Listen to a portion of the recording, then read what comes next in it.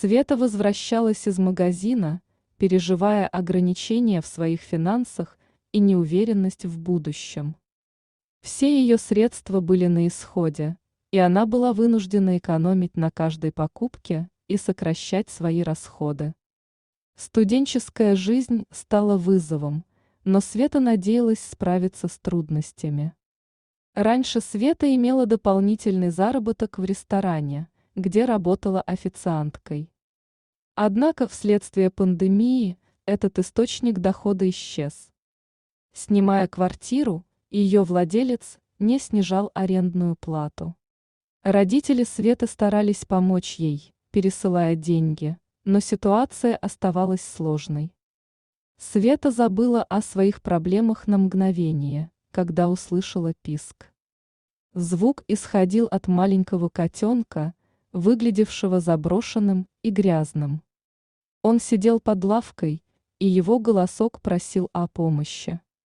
Света осветила фонариком место, и котенок мгновенно замолчал. С помощью своего рюкзака Света стала искать что-то еды для котенка.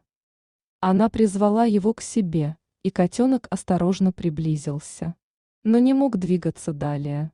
Он был слаб, и его лапка дрожала, пока он смотрел на Свету с печальными глазками.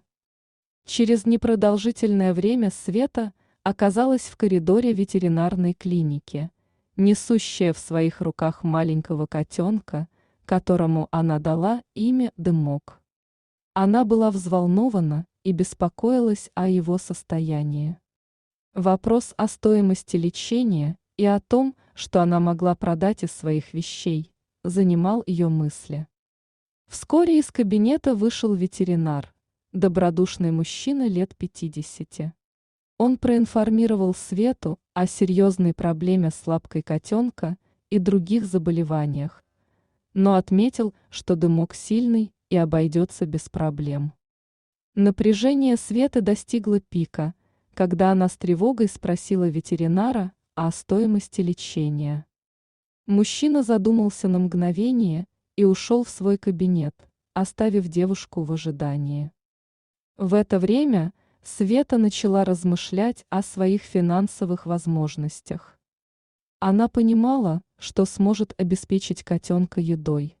Но сколько придется заплатить за необходимое лечение? Наконец, ветеринар вернулся и поделился новостью. Он объявил, что Свете нужно будет заплатить всего 300 рублей за лекарство. Эта сумма оказалась намного меньше, чем она ожидала. Света была приятно удивлена и благодарна ветеринару за его щедрость. В приемной Свету встретила женщина, работающая в клинике. Она весело улыбалась, оформляя чек, и рассказала Свете о враче. Оказалось, что это его собственная клиника, и он сам устанавливает цены на услуги.